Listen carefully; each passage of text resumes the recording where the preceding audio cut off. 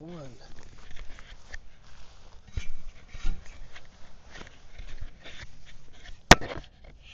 Welcome back to another episode of Hunt and Harvest. I think this is episode 8.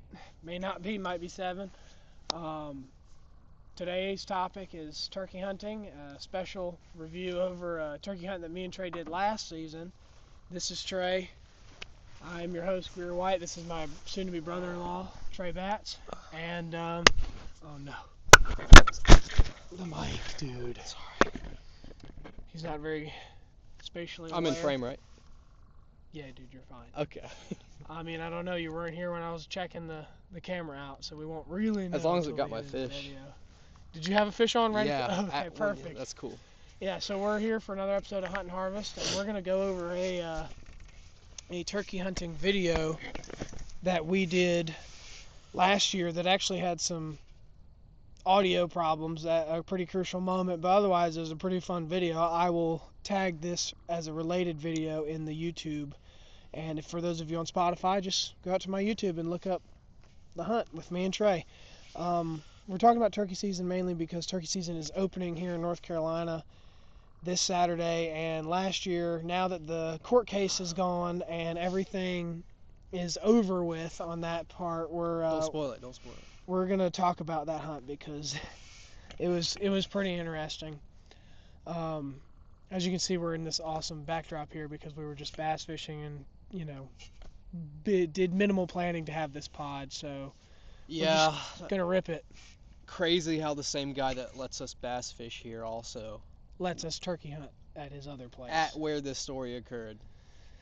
Yeah. And it's crazy how many, I don't know if it's just because that was my first turkey hunt, but literally now that, it's just got to be this year or something, because I've been seeing turkeys everywhere. I saw them in Leesburg. I saw them in Hillsboro. I saw them pulling in to here an hour ago. It is. And Cooper saw one leaving our house, or Your for house? work. Yeah, Oh. leaving the cabin, going to work or whatever. She said she saw one, which I'm pretty sure was a hen because every time I asked, "Did you see a beard?" Who cares? No. No, we don't do any of that. No. But gosh, it was such a fun hunt because it was actually Trey's first day. It was mid-late season, so I think it was the week or two before the end of the season. Here in North Carolina, the season goes from the second Saturday of April to first Saturday in May, and then youth is the week before. I kind of wish they would push back turkey season in North Carolina a couple weeks. That'd be really nice, because like in late March here, it was 80. There's 80-degree days. I mean, the turkeys are out doing their thing. They're banging and having a good time, and they're totally ready to be hunted. And I know they need that time to breed or whatever, but I think I'd completely forget about the week in May and push it back. I mean, I don't want to go out there in May and get a bunch of ticks and hang out in the hot. I want to turkey hunt in March and April, but everyone south of us gets to do it. I don't know why we don't. I mean, maybe South Carolina doesn't, but anyways, the day we went out there, it was Trey's first trip, and we were hearing a bunch of gobbles, like in this valley where How we get to hunt. long were we? Okay, so first we dropped in. It was. Oh yeah, early right after we morning. got there, freaking gobblers were already going off. Yeah. They were responding to hoot owl calls, and then I threw out some hoot owls, and actually got a response, which was really sick. And we went and we set up for them, and we waited for a long time. We were in that, I don't want to say marsh area, but that flat. That's like where Skip drains his pond, sort of. Yeah. Yeah. Yeah. So that was That where wasn't we got to working go. because we were hearing gobbles up the hill, and you were like, right, and we were like, and you were like, if this doesn't work out for the next 30 minutes, we got to go up the hill. We should have gone immediately. Yeah. But yeah, they were gobbling up this ridge because the topography there is sort of, it's like Virginia, sort of. It's got that. I don't know. It's like very hilly and valleys and ups and downs and creeks and stuff, and it's really cool. It was a climb. It was literally, but this one was like this. Yeah. And so we had to go up there, And we set up and we got so close to this tom for like probably an hour, 45 minutes. This tom was hot. He was going off. I mean, it felt like that long. It probably wasn't quite that long, but We were probably at least 30 minutes. we were probably calling him too much. Well, he was Well, so. we thought I would say that, but we were literally competing with another hen. Right. You know. So we get up to this spot and he's going off, and I'm like, holy crap. Trey's about to get his first tom basically hours before he started turkey hunting. You know, I mean, hours within beginning your we first turkey dropped, hunt. and I remember we were so close to the tom that you were just like, yeah, we like, had and we just stopped and like dropped behind the you could feel the tree. gobble. Yeah. You could feel it. Like it was that close. If you would have walked 10 more feet forwards, you probably would have saw him and scared him off. Right, but he He was was right behind this there. little ridge Yeah. and tree, you know, some trees are in our way. It was a little ridge, so we're like about to crest the ridge. Here's the ridge, and the tom had to be right here strutting around. And I swear he would have come in. You know, I can't predict what a turkey's going to do, but I mean, I swear he was going to come in. But there was another hen around, which we thought was real. She came into the game, and we were like, oh no, holy crap, we're really going to lose to a hen. You know, it sounded pretty good. You know, it wasn't like I thought it could be a dude, but it turns out, we found out later that it was in fact a dude we were competing with who was not on his own property. And he unfortunately, you know, after we worked this bird for 30-ish minutes. And it was like, I don't know how close he was, because when he got shot, it was like it was coming to us. It sounded like it was coming straight to us. And It the was shot, weird. when the dude did get the turkey, he did steal it from us. And I say that confidently because pellets were falling behind us. Like, Yeah. you could hear it. We didn't feel any on our bodies, but the trees all around us, I mean, he shot in our direction at the turkey that was in between us. And we actually, like, there was a bit of my mistake for missing out on the confrontation because we did not confront him immediately after. We didn't actually confront him at all, because he got away. We tried. We did try. It was like a minute. I gave him like a minute because, you know, I don't want to get shot and spook somebody. He just shot. I'm with Trey, and I'm pissed, but I also don't want to like pop my head up and be like, you know, immediately. I kind of want to give him a minute to get up and, you know, because hunters aren't usually. Turkey hunters don't have to be super, you know, quick and athletic about, like, if I shoot a turkey, like, I'm enjoying the moment. You know, I'm thinking I'll give this guy a minute. I'm going to get up and I'm going to see him taking this tom away on our property. I'm like, dude, you can't do this. You know, I thought we'd have a confrontation, but I stand up basically a minute and a half later, and the dude is gone. No turkey, no dude, no shotgun, no nothing. And I'm like, the kill site has to be right here, which we found out from the game wardens that later that it indeed was. He was right there. Out.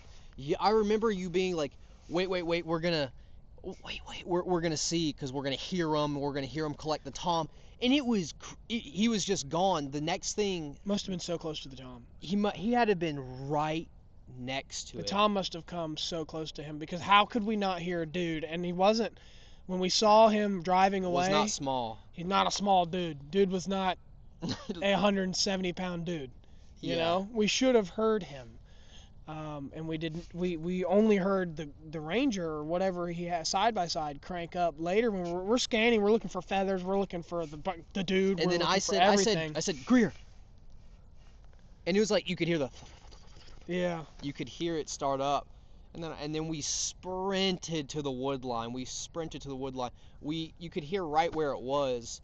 And then we ended up, it was so funny, we breached the wood line, we're out into an open field, and we see a bald-headed man on an ATV, green ATV, with turkey feathers. I don't even remember him being bald. I'm not saying he was totally bald. was. I believe you. And he was just We just booking, saw him and from we the were like, edge of the tree line, like, Hey! Yeah. Hey! And just nothing. He obviously, you know, he definitely heard us. He's not but, like, interested in talking we can't to us. pursue him because now we're on his property, or we're almost on his property, and so we're just like, I just text like a game warden that I know, or well, I guess he's not really the game warden anymore. He's moved up, but like he's a good friend, and I'm like, what do I do? This has never happened to me before. I didn't realize poaching could hurt so bad. Hurt me in here. Yeah, I didn't say that to him, but I was like, what do we do? And he gave me the number for this county's game warden and called him, got him and our county, like our home county, game warden out there and got them. They basically, like, we just showed them and explained everything, like showed them what we knew and explained everything. And they just did a full-on investigation and they found, I think Hannah found the freaking kill site and the feathers and the wadding and all, and then Brett found where he was sitting and all the stuff. They found everything. The game wardens were so good, and they have unlimited jurisdiction, which I know there's lots of talk about the private property and like being able to just like do whatever, basically whatever as a game warden. And I saw that on Meat Eater somewhere that this time it worked out though, because they hooked us up, and got our guy who no longer will do that, I hope. Yeah, which is, they found a trail of feathers straight to his property. He was cooperative. I mean, I'm sure he had to know he was cooked when two young handsome guys were running after him through the woods, Right, like he was like, okay, well, and feathers were flying out the back of his side by side, and we're like, you're screaming our head off, which, whether he hurt us or not, he's definitely not going to stop driving, dude. He's like, holy shit, maybe I can get away with this. Yeah, maybe. Gotta get out here. He didn't think he was cooked enough not to leave the Tom. Yeah, dude. I mean, I would have, as a peace offering, he should have given us the meat. Yeah. And the beard and the town. And I would have liked to have seen, because we didn't get any of it. He sounded like such a big Tom, dude. Probably 2-inch hooks. No, I'm just making. I mean, there's no way to really know at all until you have it in your hand. And I'm just, wish it was you and not him. But that's how the cookie crumbles sometimes. And I mean, I already knew not to trespass and poach, but now I have like an ingrained lesson in my body. Not that I would ever do it, but now I despise those who do. Because I have been on the receiving end of that loss, of how it can really affect you. I haven't done it, and I'm not gonna do it. But now I have, like, it's in there. Because before you were thinking about it. Before I was just like, okay, well maybe I could go over here and do this. Yeah. No. This guy's not even hunting it. Whatever, dude. Yeah, I mean, he's not here. The owner's not here. You know what? No, no, I'm kidding. I really am not that kind of guy. And it was just, is this here? That's crazy. Yeah, but it was a good time, and I'm really hoping that we have another experience, but much better success rate and no poachers this weekend, because me and Trey are probably going to go out Saturday, probably camp and do a whole nother YouTube video about it, and just camp the whole weekend. Yeah, it's nice to get more sleep and cook over a fire and just like listen for birds. And you can just, if you're not having a good hunt at the moment, or you just go back to camp and hear Tom and you go get him. I mean, it's a pretty fun thing to do, and I definitely think I'm going to bring you guys along for that trip, so definitely be looking out for that video. That was like, you've killed deer before, but you've only deer hunted pretty much. Basically, yeah. So that was your first anything else hunt. And squirrels and birds as a deranged little kid. Well, yeah, I mean, they're just little bullseyes in the forest. Yeah. That's different. Deranged. Yeah. I remember one time I shot 2 squirrels on Mother's Day with a BB gun out of the tree at my mom and dad's house, like the old one, and brought them to my mom and said Happy Mother's Day. Like, I was a little deranged kid as well. Deranged kid. I was deranged. Same. Pills, brother. Dude, misdiagnosis of American youth. That's a podcast for another time. Yeah. But we made it, yo. We're out. Did. I made it. I mean, yeah, you made it. Unemployed and girlfriend that you can't, deserve, right? Same here, but unemployed. Yeah. But you always talk about quitting your job, so it's like, might as well. And are you clocked out? Are you clocked out? Oh, yeah, well, I can't clock out now because the camera is my phone. So okay. I'm clocked out. I clocked out. Yeah. For sure. the cool thing about the pod is that there's just a firewall. No one's going to click on a video that's over 20 minutes long unless they really want to hear what you have to say. Yeah.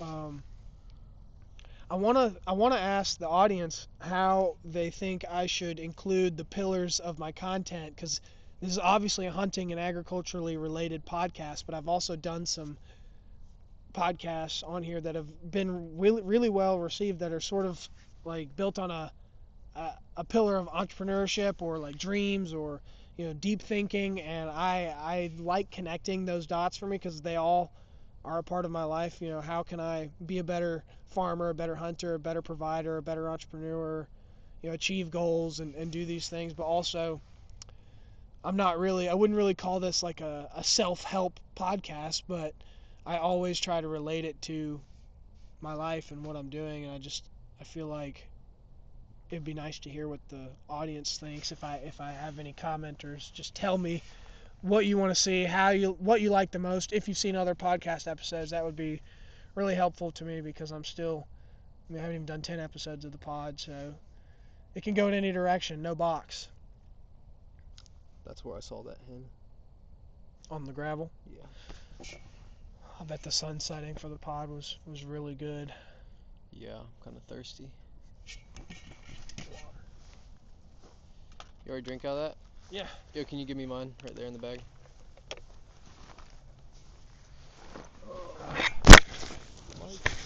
No one has this kind of podcast set up. The cool thing about the podcast is that you can just pick up the camera and start talking. But it's nice to have a plan, and that's why I want to talk about that turkey hunt. And a lot of people rip on turkey hunting. Why? I don't think that they think it's that cool. They're like, some of them, and I think they're crazy for this. Maybe they're just better at it than me. They're like, it's too easy. Turkey's not even that fun to eat. I'm like, or not that fun to hunt, or it's a poor man's elk hunt. What? Because you go out and hunt elk Yeah. in a similar fashion, as in like you were calling and bugling to an elk, and then the elk, hopefully the bull comes and like, well, I'm ready to have sex, you Yeah. know, and that's the same concept that the turkey is, spring turkey hunting is, and It's weird that you would shit on it for that, because that was literally, I've only deer hunt, and growing up it was so hard to just like tweak it in the stand as a little kid, yeah, with just my dad. tweaking, like, I can't, how long are we gonna sit here? Where's the deer? Yeah. Where's the deer? Where's the deer? There's bait. Why is he not here? And you're like trying to use your telepathy to get the deer to The come. turkey hunting was the most engaging hunting I've ever done, and it's like, okay, this is what, even though I did do quite a bit of deer hunting, last season, it was like the turkey hunt was different. It was like, okay, this is what hunting's about. Right. I like to deer hunt. I like to stay up in the stand. I like to succeed. I like to cut the animal up and feed the fam.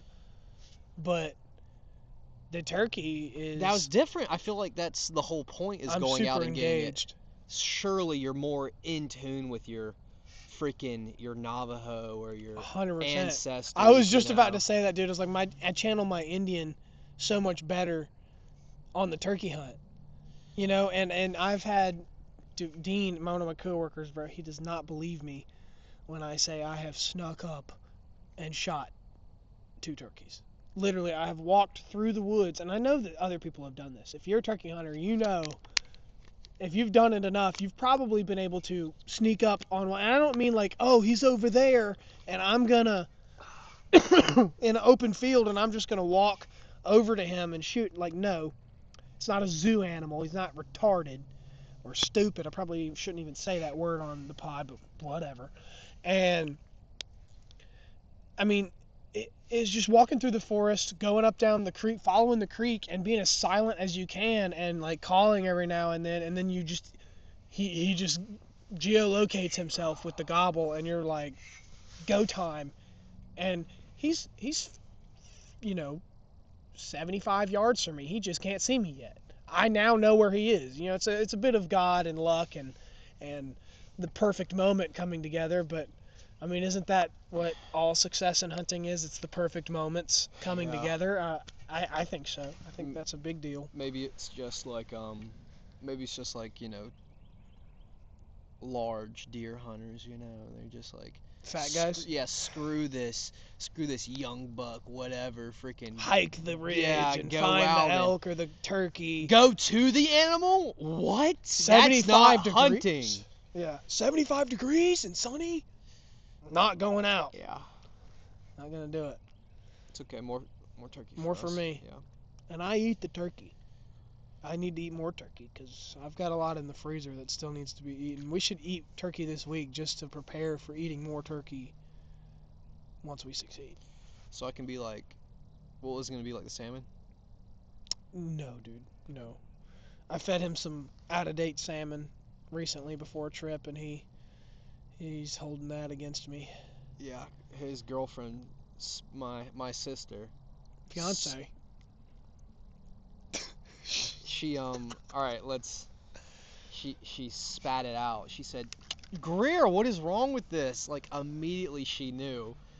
And then and before he cooked it, he went up to me and asked my opinion. He said, "Yo, does this smell right?" And then put it out for me. I was like, "It kind of smells like alcohol, like fermented a little bit. I'm not gonna lie." And he's like, "No, it's fine." Like, why did he even ask for my opinion? And then who did you give it to? Duke? Gave it to Duke, his dog. Well, after you and I ate a bunch, yeah, we're fine. But yeah, Duke did totally eat some and then go puke in the field immediately. Cooper and Duke, they're dialed. They're dialed on that. Iron stomach. Yeah, we don't need it. That was perfect. That ripped my right ear. Yeah, I could throw right now in like 2 different spots and catch a bass.